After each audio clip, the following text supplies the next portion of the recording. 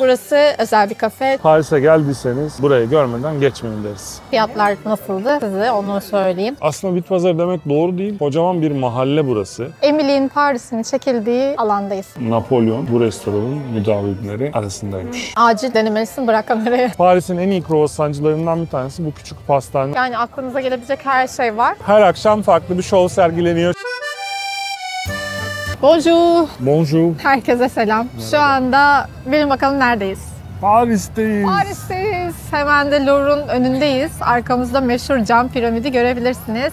Açılışı yapmak için bundan daha güzel bir mekan olamaz diye düşündük. Aynen. Dolayısıyla uçaktan indik, otele yerleştik. Sonra koşa koşa buraya geldik. Paris'e ikinci kez geliyoruz. Yani biraz tecrübeliyiz. Dolayısıyla daha iyi bir video çıkarmaya çalışacağız en azından. Kendi perspektifimizden size göstermeye çalışacağız bu geziyi. O zaman sen bize biraz Louvre Müzesi'nden bahset.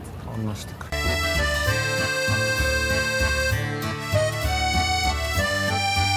Louvre Müzesi dünyanın en ünlü müzesi. Bu zaten böyle sayılarla falan da kanıtlı bir şey. Çünkü geçtiğimiz sene 2021 yılında burayı tam 2,8 milyon insan ziyaret etmiş. Bu da onu dünyanın en fazla ziyaret edilen müzesi yapıyor. Ki 2,8 milyonun da yine 2021'deki pandemi koşullarında gerçekleştiğini unutmayalım. Biz daha önceden burayı gezdiğimiz için tekrar içine girmeyeceğiz. Zaten aslında bireysel olarak yaşamanız gereken önemli bir tecrübe burası.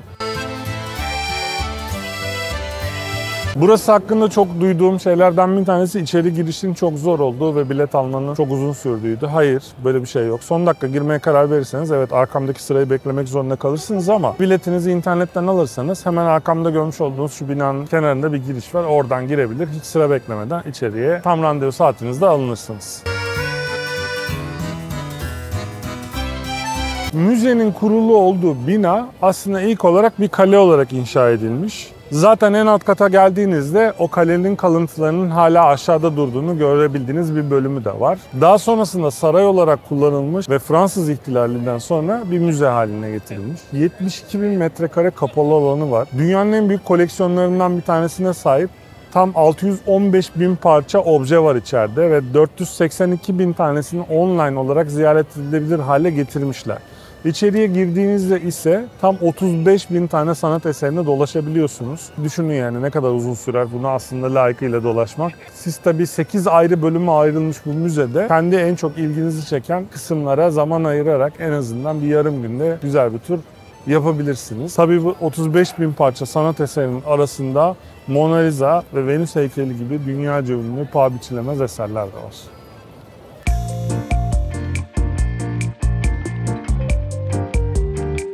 Şu anda Paris'teki meşhur pastanelerden bir tanesi olan Cédric Goulet'in önündeyiz. Kruvasanları Paris'teki en iyi kruvasanlar diye biliniyor. Cédric Goulet çok gerçekçi görünümdeki tatlılarıyla da biliniyor. Biz de bugün denemek istemiştik ama inanılmaz bir sıra var. Maalesef deneyemeyeceğiz. Karnımız da aç.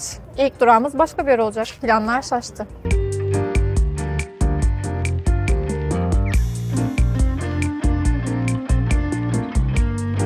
Şimdi harika bir atmosferi olan Le Procop'tayız. Burası 1686 yılında açılmış. Şehrin en eski restoranı unvanını taşıyor. Bir İtalyan göçmen şef tarafından ilk defa açılmış. 300 küsur yıllık bir kültüre sahip olduğunu anlamak çok kolay içeri girdiğiniz zaman çünkü acayip bir dekor var. Voltaire, Marie Antoinette, Victor Hugo, Balzac, Jean-Jacques Rousseau ve hatta Napolyon bu restoranın müdavimleri arasındaymış.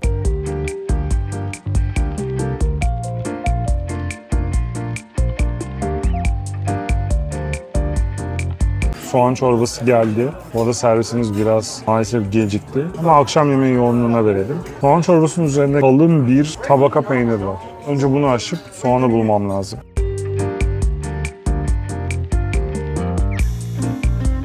Soğanlar aşırıp çorbanın içinde kaybolmamış. Bol bol baharatı var. Benim için çok lezzetli bir çorba.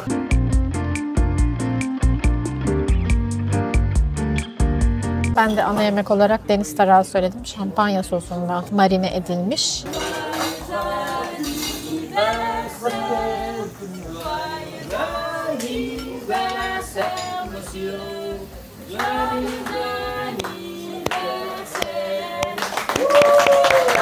Nice mutlu seneleri abi, amca, monsieur.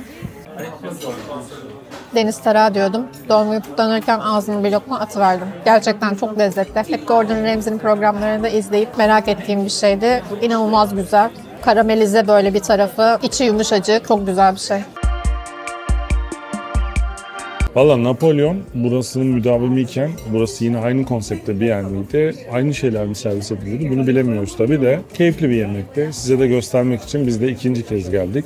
Şimdi hesap geldi. Fiyatlar nasıldı size onu söyleyeyim. Soğan çorbası 9,5 euro. Cenk'in yediği biftek 26 euro. Benim yediğim deniz taraysa 34,5 euro. Karaf olarak 250 CL'lik kırmızı şarabımız vardı. O da 8,2 euro. Toplamda 78 euro bir hesap geldi.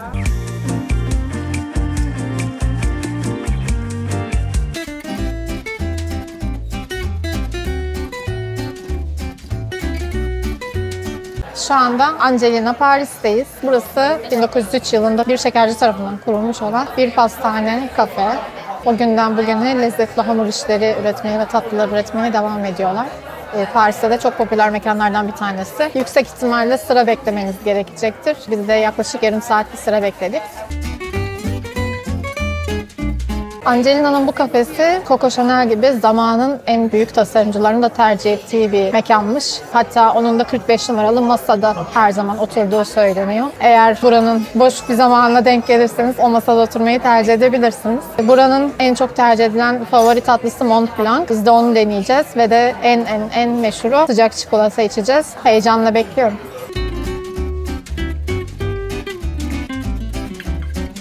Siparişlerimiz geldi. Bir tane Parisyen kahvaltı söyledik. Bunun içinde böyle karışık kruvasanlar, çikolatalı, sade, minik minik ve reçeller, ekmeklerle birlikte geliyor. Portakal suyu var ve de sıcak çikolata var. Sıcak çikolata böyle yarım dolduruyorlar. Yanında da krem şanti geliyor. Bundan birazcık alıyorum. Bunun içine karıştırıyorum. Daha fazla bekleyemeyeceğim. Tadına bakıyorum. Belçika'daki de güzeldi ama bu başka bir seviyede. Acil denemelisin, bırak kamerayı.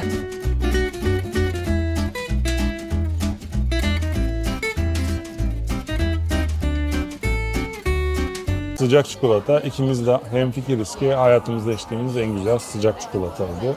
Genel olarak çok keyifli bir kahvaltıydı. Sıra beklediğimizde kesinlikle pişman değiliz. Vaktiniz varsa siz de değerlendirin deriz. Ama bu kadar çok tatlıyı bir arada söylemeyin. Mümkünse tuzlu bir kahvaltı üzerine tatlıyla tamamlamaya çalışın.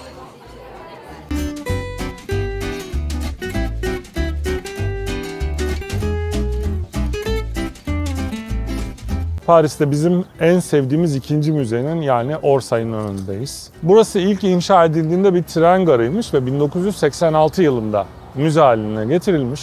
Genel olarak Fransız sanatçıların eserlerini barındırıyor. Monet, Manet, Degas ve belki de misafir sanatçı olarak kabul edebileceğimiz Van Gogh'un çok güzel eserleri var içeride. Nefis heykeller de barındırıyor, onu da söylemek lazım. Biz geçen geldiğimizde gezmiştik, acayip keyifliydi. Fakat bu sefer baktık ki inanılmaz bir sıra var önünde. Biletinizi online olarak almayı unutmayın. Paris'e geldiyseniz burayı görmeden geçmeyin deriz.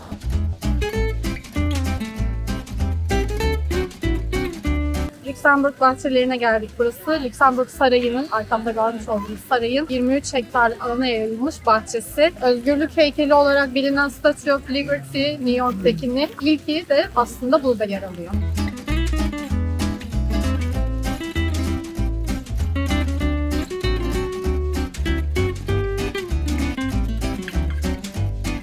Şu anda Emily'in Paris'in çekildiği alandayız. Pantheon'a çok yakın bir bölge. Adresini aşağıya koyacağız. Hemen şu anda arkamdaki restoran Gabriel'in restoranı, diziyi izleyenler bilirler. İçeride şu an servis de yapılıyor. Restoran çalışır vaziyette. Apartmanını da göreceğiz şimdi Emily'nin. Hemen çaprazındaki apartman. Burası Emily'nin apartmanının önündeki çeşme. Hatırlarsınız burada uzun bir masa kurulmuştu. Belki böyle diziyi izleyenler bilirler. Apartman da hemen şurası. Böyle diziyi sevenler burayı ziyaret edip kendini dizinin içindeymiş gibi hissedebilirler. Şimdi buradan Pantheon'a gidiyoruz. Hemen zaten bir arka paralelde.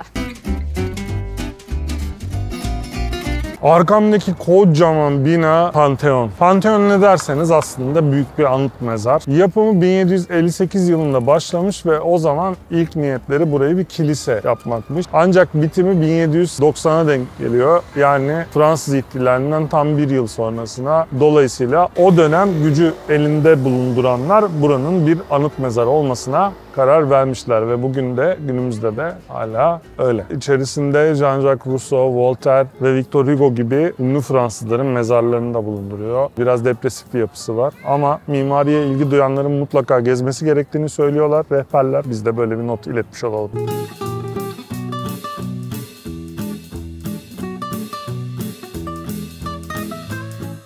Videonun başında görmüştünüz Cédric Goulet operada maalesef çok acayip bir sıra olduğu için kruvasan alamamıştık ama ikinci mekanımız da burasıydı. Le Maison de Isabelle'deyiz. Paris'in en iyi kruvasancılarından bir tanesi bu küçük pastane oluyor. 2018'de de hatta bunun ödülünü almışlar. Kruvasan dışında çok güzel baget ekmekleri yapıyorlar. Bunlarla sandviçleri var, değişik tatlıları var, Fransız turtaları var denemek isteyebileceğiniz, kişler var. Biz de sadece 2 tane kruvasan aldık denemek için. Tanesi 1,20, fiyatı da gayet makul.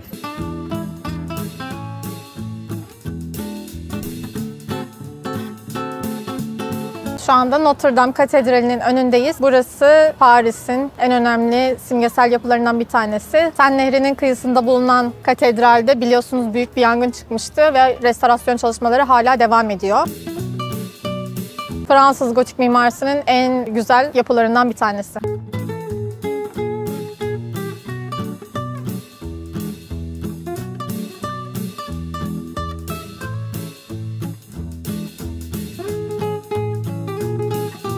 İnanılmaz bir kalabalığın ortasındayız çünkü Sacré-Cœur adlı meşhur bazilikanın önündeyiz. Burasının yapımına 1875 yılında başlanmış ve tam 40 yıl sonra 5 mimar tarafından üzerinde çalışıldıktan sonra 1914 yılında tamamlanabilmiş. Açılışı ise 1919 yılında 1. Dünya Savaşı'ndan sonra gerçekleştirilmiş. Haç şeklinde yapılmış 4 tane de büyük kubbesi var. Toplamda da 80 metrenin üzerinde bir yüksekliği olduğunu hatırlıyorum.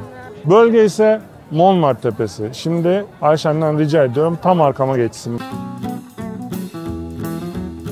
Montmartre Tepesi'ndeyiz dediğim gibi. Burası 130 metre yüksekliğinde Paris'in ikinci en iyi manzarasına sahip olduğu söylenen tepe. Birinci en iyi manzarasının ise Eyfel Kulesi'nden olduğu söyleniyor. Sacré-Cœur'ün en tepesinde bulunduğu bu mahalle aslında çok uzun zamandan beri kutsal bir mahalle olarak kabul ediliyor. Ancak işin kontrastı gece hayatının da en ünlü mekanları yine Montmartre'da bulunuyor. Birazdan aşağı doğru seyahat ettiğimizde de size ünlülerinden bir tanesini göstereceğiz. Sacré-Cœur'ü ziyaret etmek bu arada ücretsiz. Eğer vaktiniz varsa biraz sıra beklemeyi göze alabiliyorsanız çok güzel bir mimarisi var. İçeride çok güzel heykeller ve vitray sanatının önemli örnekleri var.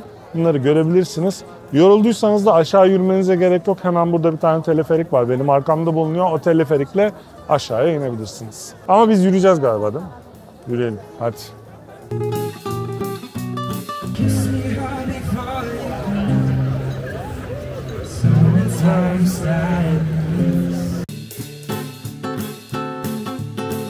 Bit pazarlarından bir tanesi Montmartre bölgesinde. Şu anda oradayız. Çok renkli, çok kalabalık, enerjik bir pazar. Birçok farklı ürün bulabiliyorsunuz. Kıyafetten, mobilyaya, dekor ürünlerinden yani aklınıza gelebilecek her şey var. Sokaklar arasında uzunca devam ediyor. Bu pazar aslında internette gördüğümüz bir yerde ama planlarımız arasında yoktu açıkçası. Fakat Sacré-Cœur'den bir sonraki durağımıza giderken burası yolumuzun üstündeymiş ve tesadüfen keşfettik. Çok da mutlu olduk. Birazcık pazarı gezeceğiz.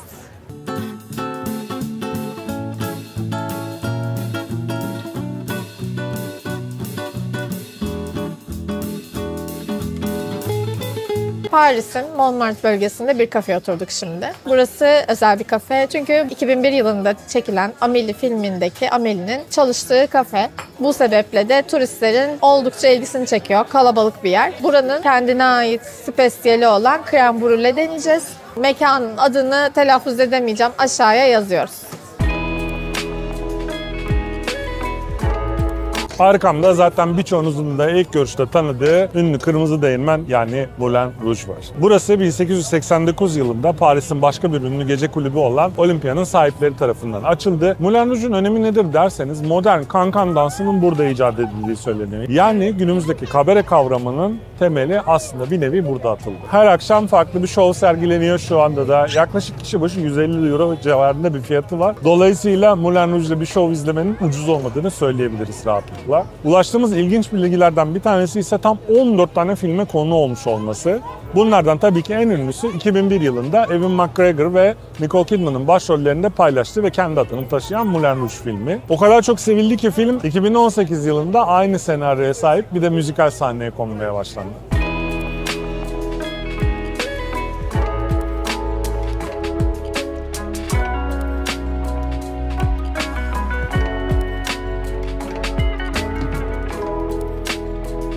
Kurucularının ilk defa 1893 yılında bir tuhafiye içerisinde açtıkları moda bölümüyle yola çıktıkları Galeri Lafayette serüveni şu anda geldiği nokta devasa binalardan oluşan departman mağazaları.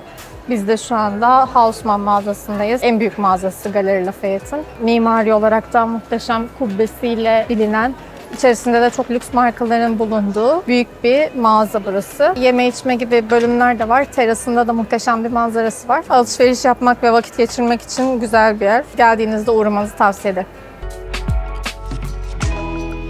Galeri Lafayette'den çıktık. Küçük bir metro seyahatiyle Arc de Triomphe yani Zafer Takı'nın önüne geldik. Umarım doğru okumuşumdur bu arada Fransızcasını. Burası 1806 yılında Napolyon'un özel isteğiyle yapılmış bir anıt aslında. Yalnız bu kocaman anıtın bitirilmesi yaklaşık 30 yıl kadar sürmüş. Yani 1836'da tamamlanmış. Altında bir de daha sonradan eklenen meşhur asker anıtı var. Birinci Dünya Savaşı'nda hayatını kaybeden askerler anısına dikilmiş. Anıtta bir ateş yanıyor bu askerler adına ve dikildiği günden beridir hiç sönmediği söyleniyor. Üstelik buna Nazi tanklarının Paris'e girdiği günde dahil o gün bile ateşin sönmemesi için ellerinden geleni yapmışlar. Paris'in meşhur caddesi Şanzelize'deyiz. Burası büyük bir bulvar. Bir ucunda Zafer Takı, diğer ucunda Concorde Meydanı var. Lüks mağazalar, kafeler ve restoranlarıyla meşhur. Genişliği ise 70 metre kadarmış. Bayağı geniş bir bulvar. Trafiği inanılmaz yoğun. Paris'i ziyaret eden turistler için burası mutlaka uğranması gereken yerlerden bir tanesi. Özellikle de ışıl ışıl süslemeleriyle dikkat çekiyor. Hele ki yılbaşında şahane oluyor. Eğer yılbaşı dekorasyonlarına denk gelirseniz çok beğeneceğinize eminim.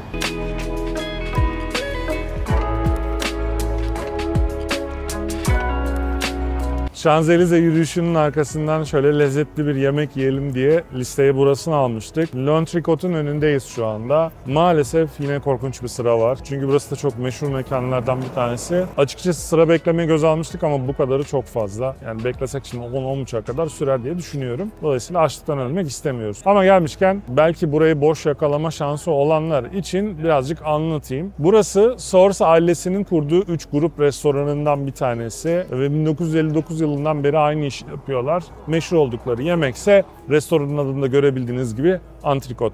Yani umuyorum sizlerden birisi bu videoyu izledikten sonra buranın daha müsait bir saatine denk gelir, bizim yerimize de yer. Antrikottan yana şansımız olmazsa diye belirlediğimiz ikinci restorandayız. Le Mansion de L'Aubrac. Le Mansion de L'Aubrac. Burası dinlendirilmiş etleriyle meşhur bir yer. Ama maalesef onların fiyatları biraz fazlaydı.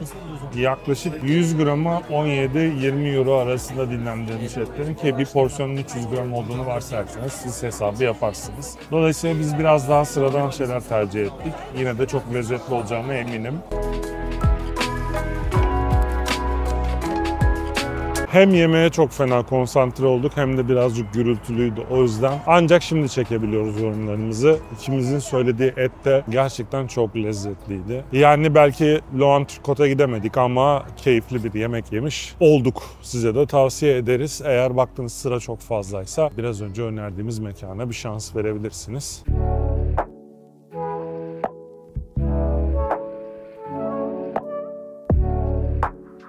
Şu anda Fransa'nın ikinci en büyük, Paris'in ise en büyük meydanı olan Concorde Meydanı'ndayız. Burası gerçekten önemli tarihi olaylara tanıklık etmiş bir meydan. Fransız ihtilali sırasında tahtta olan 16. Philip ve Marie Antoinette bu meydanda giyotinle idam edildi. O yıllarda buranın adı Concorde Meydanı değil de Devrim Meydanı olarak anılıyordu. Arkamda görmüş olduğunuz şu dikili taş ise Luxor dikili taşı diye geçiyor. Mısır'daki Luxor tapınağından alınmış ve buraya getirilmiş. Alınmış dediysem yanlış anlamayın bu arada. Bayağı Mısır hükümetinin kendi hediyesi. 1836'da şu anda olduğu yere dikilmiş. Kendisi de bu arada 3300 yaşında.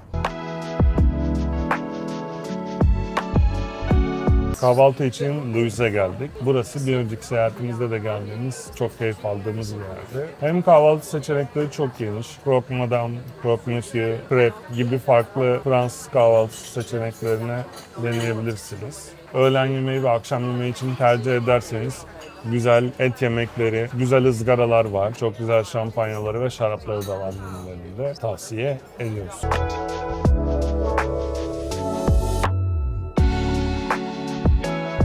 Yaklaşık 40-45 dakikalık bir otobüs yolculuğundan sonra Paris'in meşhur bit pazarına ulaştık. Burası dünyanın en büyük bit pazarı. Aslında bit pazarı demek doğru değil. Kocaman bir mahalle burası. Çeşitli tezgahlardan ve dükkanlardan oluşan kocaman bir mahalle ve içeride bulamayacağınız şey neredeyse yok diyebiliriz. Dolaşması belki tamamen hakkını verirseniz bir gün kadar sürer. Burası o kadar meşhur bir bit pazarı ki bit pazarı kavramına adını veren yer aynı zamanda.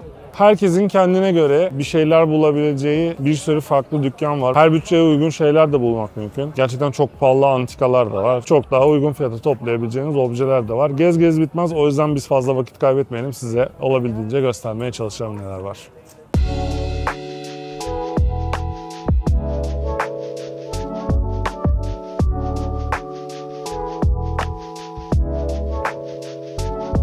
Ya pazarda her bütçeye göre bir şey bulabilirsiniz demiştik. 5 euro istediler bu küçük tatlı çerçeveye. Pazarlıkla 4 euroya aldık.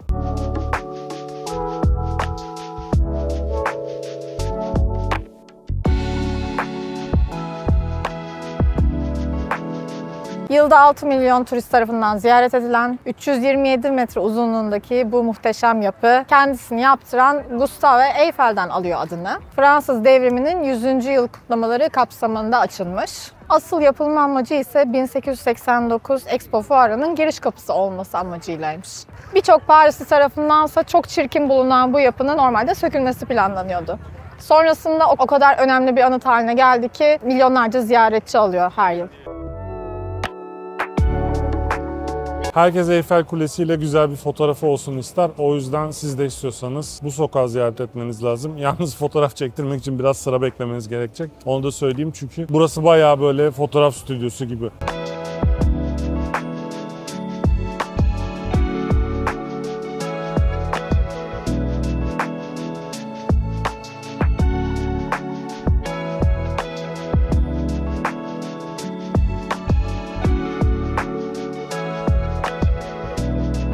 Son günün sabahında havalimanına gitmeden güzel bir kahvaltı edelim dedik. Burayı da otelimize yakın olduğu için saklamıştık. Holy Belly 5 çok güzel bir mekandı. Şöyle söyleyelim, hayatımızda yediğimiz en iyi ikinci pancake'ti. Birincisi Moskova'da Breakfast Club'tı. Atmosferi güzel, sıcak, servis gayet kaliteliydi. Yalnız içeride biraz fazla gürültü olduğu için çekim yapamadık. O yüzden yorumlarımızı dışarıya saklamak zorunda kaldık.